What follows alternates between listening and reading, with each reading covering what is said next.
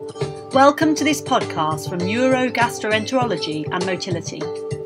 It publishes original research and topical reviews on basic and clinical aspects of gastrointestinal sensation and motility, as well as brain-gut interactions.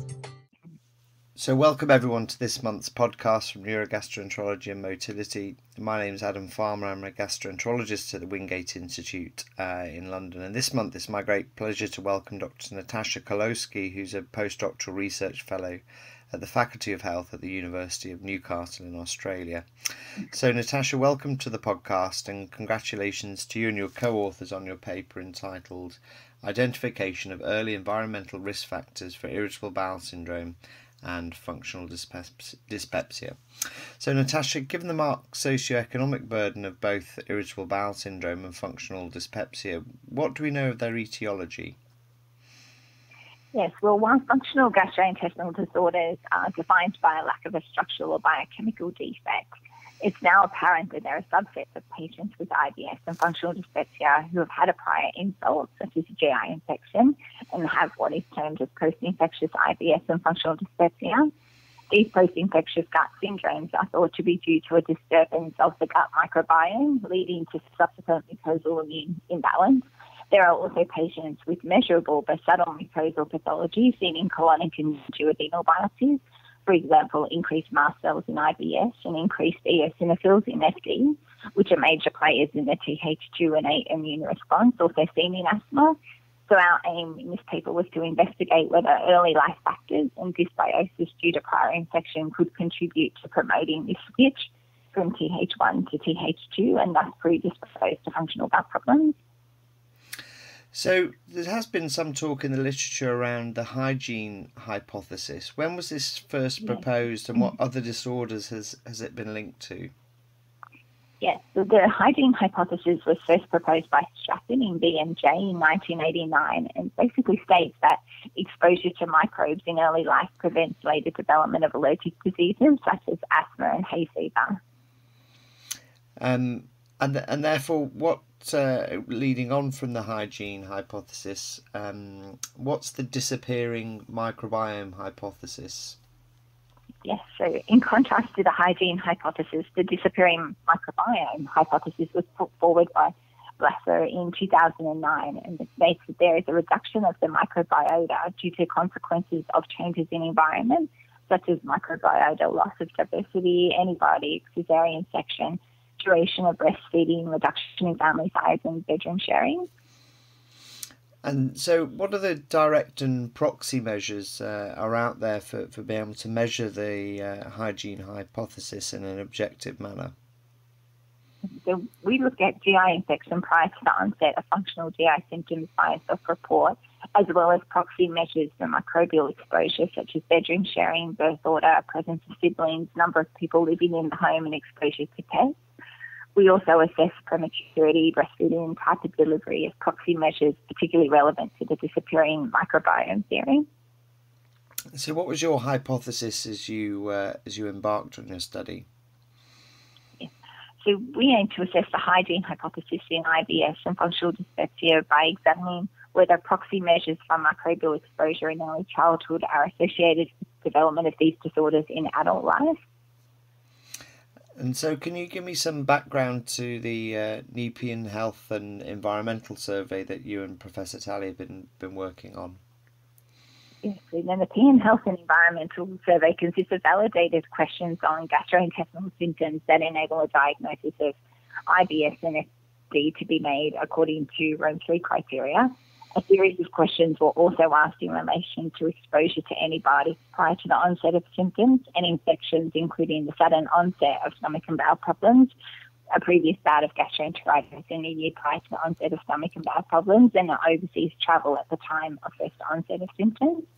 We then had a whole section devoted to asking questions relating to birth and early childhood up to 5 years, including type of delivery, prematurity, breastfeeding, sharing a bedroom, and pet exposure, which included exposure to herbivore, horses and birds, carnivores, dogs and cats and omnivore guinea pig pets. Many of these questions were taken from other studies on this topic in asthma, for example, or were chosen to be events that people would be likely to remember, such as owning a pet or sharing a bedroom. In the survey, we also asked about age and gender, past medical illnesses, surgeries, height and weight, as well as validated questions on exercise, smoking and alcohol intake. And so how did you recruit the participants to your study, and what were their sampling characteristics? So this study was a cross-sectional retrospective epidemiological investigation of early childhood factors in people with IBS and functional dyspepsia. We posted the Nepean Health and Environment Survey to about 1,700 people with a response rate of 53%. We had 767 participants complete the Nepean Health and Environment Survey, and these participants came from a random population sample from Penrith, Australia, which represents about 3.6% of the Sydney population and is representative of the Australian population as a whole. These people had participated in follow-up health surveys since 1997, with the latest survey conducted in 2011, and all participants had agreed to be recontacted for future research. We also compared responders and non-responders to the initial and follow-up surveys, and overall there were no systematic biases there. Okay, that's very helpful, because one of the problems that is often encountered is studying subjects and getting them to re-participate in surveys. So I think you've done an amazing job recruiting so many subjects to your study. So what was the prevalence of IBS, functional dyspepsia, and their post-infective counterparts, respectively? Yes. So we found 17% of the sample met Rome 3 criteria for IBS and 12% met Rome 3 criteria for functional dyspepsia over the 12-year period. Of all individuals meeting criteria for IBS, 20% had post-infectious IBS, as they reported an incident of gastroenteritis in the past year. And in those with functional dyspepsia, only 6% fulfilled the criterion for post-infectious FD. So, considering these disorders, I think we'd all agree that they have a marked heterogeneity. What potential confounders did you evaluate? So we explored several potential confounders in this study, including ethnic origin as well as ethnicity of the mother and father, but these were too concentrated in the Australian and UK-born categories to be considered confounders. We also found that smoking, alcohol and exercise, except for frequency of walking, were also similar between IBS and controls and FD and controls.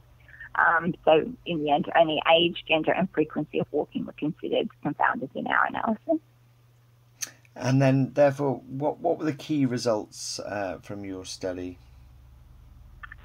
So we found intriguing potential support for the disappearing microbiome theory in IBS and functional dyspepsia, as determined by our proxy measures for microbial exposure, observing early hygiene factors up to the age of 5 years, such as shorter duration of breastfeeding, sharing a bedroom, and pet exposure, especially to herbivore pets, such as a horse or a bird, were associated with IBS in adulthood, and herbivore pet exposure being also associated with functional dyspepsia. However, these findings do need to be confirmed. And so therefore, in considering the wider context of the field, how would you interpret these novel findings? So our findings suggest that changing lifestyle factors could be changing the microbiome, with a reduction in diversity of the microbiome, resulting in a predisposition to functional gastrointestinal disorders. And do you think this is obviously an environmental factor, but do you think there's a genetic component at play here as well? Yes, we do think that as well. So yeah, genetic studies are important in this area. And what do you think the limitations of your study were? So this was an exploratory study, and our results do need to be confirmed in future studies. As a result, we didn't have enough power to completely sort out the role of early environment factors in IBS and functional dyspepsia subgroups. And obviously, recall and selection bias may have been present in this study, as is the case with these types of studies. Yes, that's an interesting point regarding recall bias, and I think one that's well made. So where do you think the knowledge gaps really lie in the field as we stand today, and what do you think are the key steps in resolving these?